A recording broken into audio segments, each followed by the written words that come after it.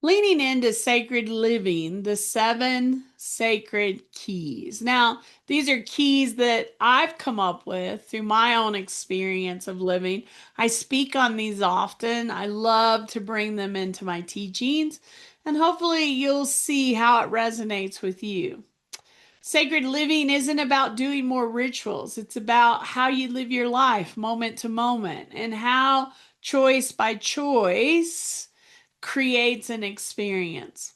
Sacred living is the art of bringing intention, awareness, and reverence into the ordinary. Today, I want to share the seven keys to sacred living, simple yet powerful ways to deepen alignment, presence, and meaning into your life. So, our first key, the sacred mind. Sacred living begins in the mind. Ask yourself, what am I thinking throughout the day? What patterns are running consciously or unconsciously? A sacred mind is present in the moment. It notices thoughts without being ruled by them. When you slow down and become aware of your inner dialogue, you reclaim your choice. Presence allows you to shift from reaction to intention. So, sacred living invites you to be here in the now, present with kindness and awareness. Now, you're not going to be present every moment of the day, but the more you are, the more you will understand what you're saying to yourself, what decisions and choices you're making based on a place where it might have been from fear, from untruths, things that you don't believe anymore. So being present allows you to shift that unconsciousness to being more conscious. Our second key is sacred influences. What you consume shapes who you become. So ask yourself, what are you watching? What are you listening to? What are you engaged in daily? Sacred influences should uplift, inspire, and nourish your spirit. This doesn't mean avoiding reality. Some of us avoid reality through video games or being outside of the physical. It's important that we're here in the physical, that we're living the life that we want. It means choosing what we're absorbing, what we're listening, what we're watching to, because it does influence us in many levels, including our mindset and our emotional health. So, sacred living asks you to be intentional about what you allow in your energy field. What music station do you have on? What shows are you watching? What games are you playing? What is it doing for your life? How is it making you feel in the physical? Does it allow you to live in this reality? Number three key is sacred relationships. Relationships are mirrors. They're mirrors into understanding ourselves. So if you have a lot of difficult relationships in your life, there's a message there.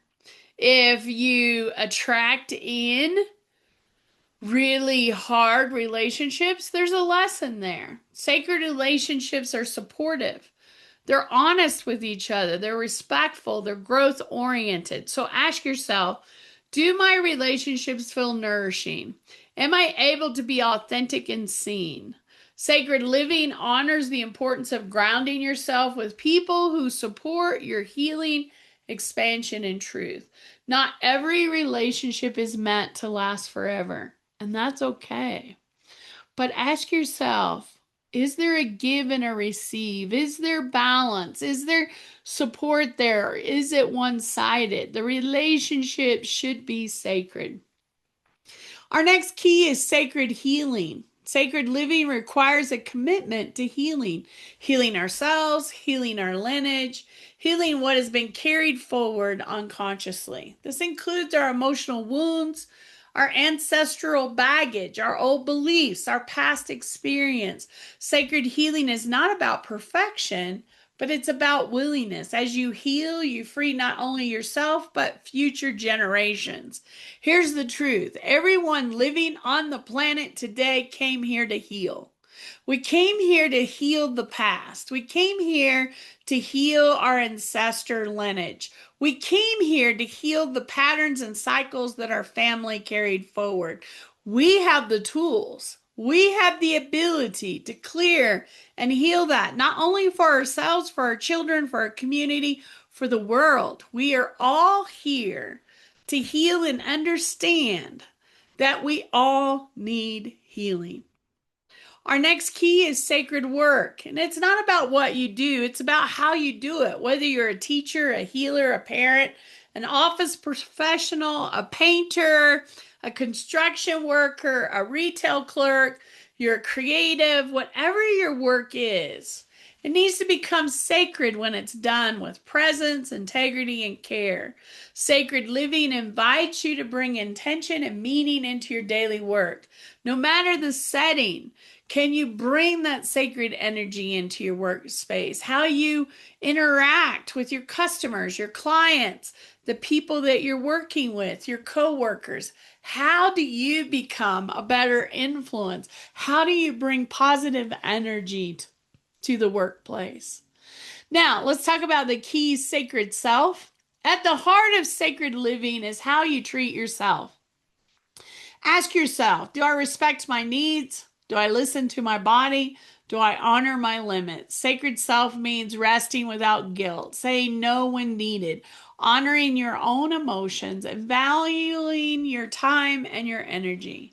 You're not meant to be an endless resource. You're meant to be honored, respected. You're sacred.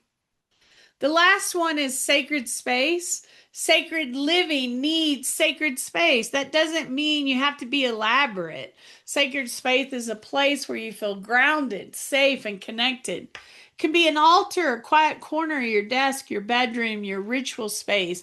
Your home should be your sacred sanctuary where you come home and you feel supported, grounded. You're able to recharge. It should be all of that. So, how do you take these sacred keys and integrate them into your daily life?